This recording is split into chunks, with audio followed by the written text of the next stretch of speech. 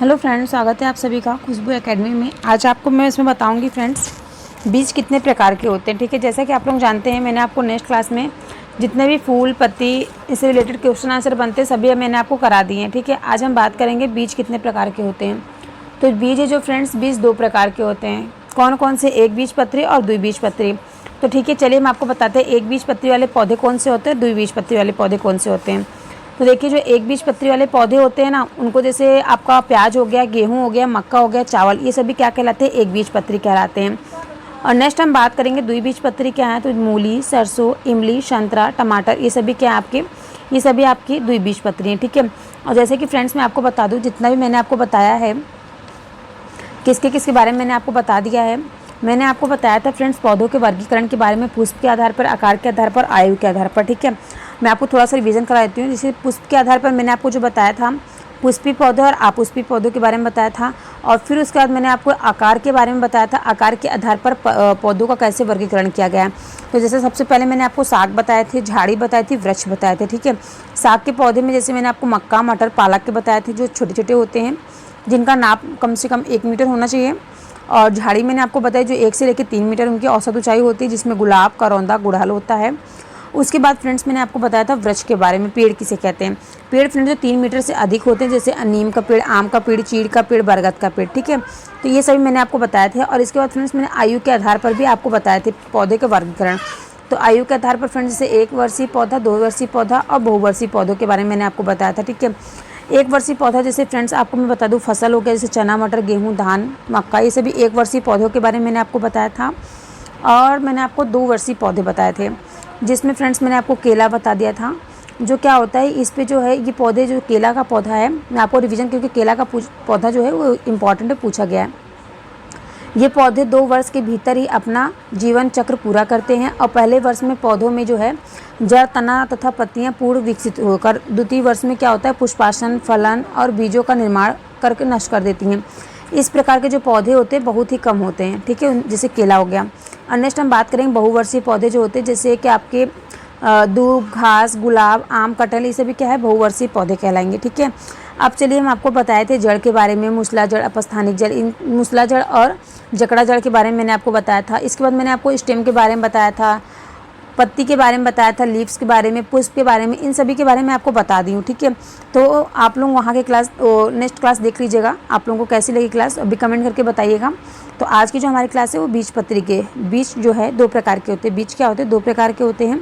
और मैंने आपको ये भी बताया था कौन कौन से पौधे जो हैं किस प्रकार उगाए जाते हैं। ठीक है, तो बीज क्या है? बीज 2 प्रकार के होते हैं, एक बीज पत्री और प्याज जैसे द्विबीजपत्री। ठीक है, 2 प्रकार के होते हैं।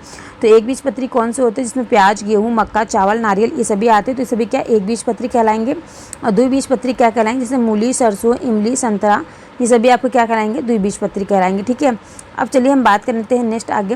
पौधों में जाइलम और फ्लोएम नामक 2 ऊतक पाए जाते हैं। ठीक है, पौधों में जाइलम और फ्लोएम नामक 2 ऊतक पाए जाते हैं। और जो जाइलम होता है, जाइलम जल का संवहन करता है। ठीक है, तथा फ्लोएम क्या करता है? फ्लोएम जो है वो भोजन का संवहन करता है। ठीक है, जाइलम जल का संवहन करेगा और फ्लोएम क्या है? भोजन का संवहन करेगा। ठीक है, आप लोग याद रखिएगा, ये आपके एग्जाम में पूछा गया है। ठीक है, अब चलिए हम आगे बात करते हैं नेक्स्ट देखिए, हम कुछ विशेष पेड़ पौधों के बारे में हम आपसे बात करेंगे। जैसे देखिए क्रोटन का पौधा। क्रोटन का पौधा क्या होता है? यह पौधा यह बता देता है कि फसल को कब पानी चाहिए। ठीक है, ये एक इंडिकेटर का काम करता है। क्रोटन का पौधा जो है यह बताता है कि ये पौधा लगाया जाता है जो फसल के बाहर लगाया जाता है, ताकि इस फसल को देख के, क्रोटन के पौधों को देख के पता चल जाए कि ये मतलब यह पौधा यह बता देता है कि फसल को कब उगाना है, फसल को कब पानी की कमी है, कब इसको पानी देना है। ठीक है, इंडिकेटर का काम करता है क्रोटन का पौधा। अब देखिए हम नेक्स्ट बात करेंगे पीपल। तो पीपल क्या है फ्रेंड्स? पीपल एक विशाल पेड़ होता है। ठीक है, आप लोगों ने देखा होगा, कमेंट करके बताइएगा। पीपल का पेड़ आसपास आप लोगों को देखने को मिल जाएगा। ठीक है, तो यह एक विशाल पेड़ होता है और यह 24 घंटे ऑक्सीजन देने का कार्य करता है। ठीक है, तो आप लोग अगर आपके आसपास कहीं पीपल का पेड़ है तो उसको बिल्कुल भी काटने की कोशिश मत करिएगा, क्योंकि क्या करता है? 24 घंटे ऑक्सीजन देता है। ठीक है, और नेक्स्ट हम आपसे बात करें जो इसको क्या होता है? इसको बोधि वृक्ष भी कहते हैं। ठीक है, क्योंकि गौतम बुद्ध ने क्या किया था? गौतम बुद्ध ने इसके नीचे ज्ञान की प्राप्ति किया था। और इस वृक्ष के नीचे पत्तियां हमेशा हिलती रहती हैं। ठीक है, इस वृक्ष की जो निचली पत्तियां होती हैं वो हमेशा हिलती रहती हैं। और गौतम बुद्ध ने इसी पेड़ के नीचे ज्ञान की प्राप्ति की थी, इसलिए इसे बोधि वृक्ष के नाम से भी जाना जाता है। ठीक है, अगर आपके एग्जाम में बोधि वृक्ष पूछ लीजिएगा तो आप लोग कर लेंगे, पीपल का पेड़ को बोधि वृक्ष कहा जाएगा। नेक्स्ट हम बात करेंगे बरगद। तो यह फ्रेंड्स यह भी एक विशाल पेड़ होता है, पीपल का, बरगद का, इसे भी क्या है, एक विशाल पेड़ है ना। और बरगद की हम बात करें, इसके छत्र का फैलाव जो होता है बहुत ही अधिक होता है और इसके छत्र को सहारा देने के लिए शाखाएं, जड़ी निकलती हैं जिन्हें स्तंभ जड़ कहा जाता है। ठीक है, जैसे आप लोग देखेंगे जो पुराने हो जाते हैं बरगद के पेड़, उसमें ऐसे ऐसे ऐसे रस्सी नुमा कुछ लटकी रहती है ना, तो उसको क्या कहेंगे, उसे हम क्या कहा जाता है, जिन्हें स्तंभ जड़ कहा जाएगा। ठीक है, इस पेड़ में जमीन भी जड़ें होती हैं। इसमें क्या होती है, ज़मीन में भी जड़ें होती हैं और ज़मीन के ऊपर जो पेड़ होता है, डंठियाँ, उसमें भी क्या आ जाती हैं, बाद में जड़ें आ जाती हैं, जिसको हम स्तंभ के नाम से जानते हैं। ओके, अब हम बात करेंगे केला के पेड़ के बारे में। तो केला का पेड़ फ्रेंड्स मैंने अभी आपको बताया है, केला का पेड़ क्या है, केला का पेड़ नहीं होता है, यह एक शाख होता है। ठीक है, केला का पेड़ नहीं होता है, ये क्या होता है, एक शाख होता है, क्योंकि जो तना होता है, तना हरा एवं कमज़ोर होता है। केले के फल एवं फूल खाए जाते हैं। ठीक है, केला का फल भी खाया जाता है, केला का फूल भी खाया जाता है और केला की जो पत्तियां हैं उसको पूजा में भी यूज़ किया जाता है। और आप लोग कमेंट करके बताएं कहाँ के लोग केले के पत्ते पे खाना खाना पसंद करते हैं। ठीक है, तो चलिए हम नेक्स्ट आगे बढ़ते हैं। नेक्स्ट देखिए फ्रेंड्स, यहाँ पे है निपेथियंस घटपर्णी पौधा। निपेथियंस और घटपर्णी पौधा की आपके हम बात करें यहाँ पे, यह एक कीटभक्षी को खाने वाला पौधा होता है। यह कीड़े मकोड़े के अलावा मेढक, चूहा एवं छोटे जीवों को भी खा जाता है। ठीक है, अब आप लोग सोच रहे होंगे ये निपेथियंस घटपर्णी कौन सा पौधा है जो कीड़े मकोड़े को भी खा जाता है, यहाँ तक मेढक, चूहे को भी खा जाता है।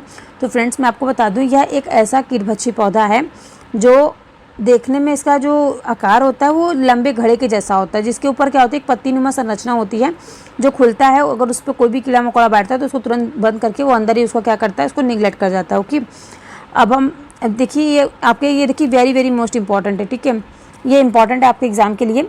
यह क्या करता है, कीड़े मकोड़े के अलावा मेढक, चूहे एवं छोटे जीवों को भी खा जाता है। इनमें क्या होता है, प्रकाश संश्लेषण होता है, परंतु नाइट्रोजन प्राप्त करने के लिए ये क्या करते हैं, कीड़े मकोड़े एवं अन्य छोटे जीवों का शिकार करते हैं।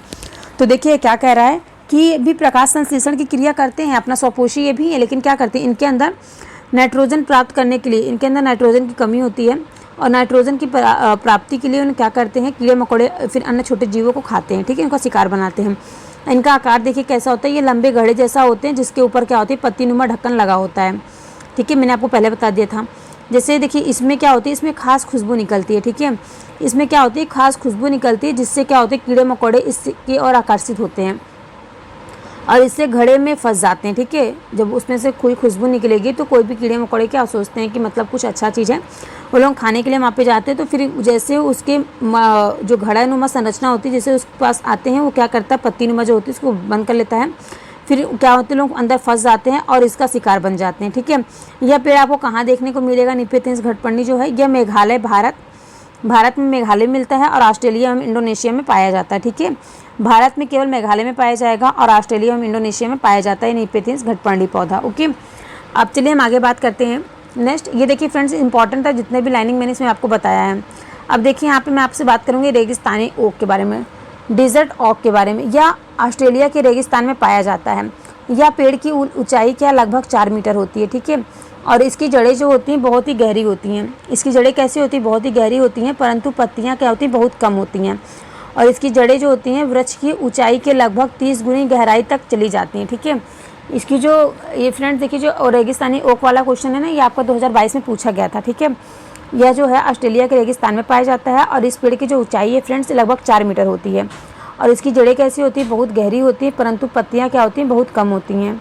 इनकी जड़ें वृक्ष की ऊंचाई के लगभग 30 गुनी गहराई तक चली जाती हैं और इसके तने में क्या होता है, पानी जमा रहता है। ठीक है, इसके तने में क्या होता है, पानी जमा रहता है। जब इस क्षेत्र में पानी की कमी होती है तब यहाँ के जो निवासी होते हैं इसके तने के अंदर पतला पाइप डाल करके पानी निकाल लेते हैं। ठीक है, अब देखिए हम आगे बात करेंगे। नेक्स्ट खेजड़ी का पौधा।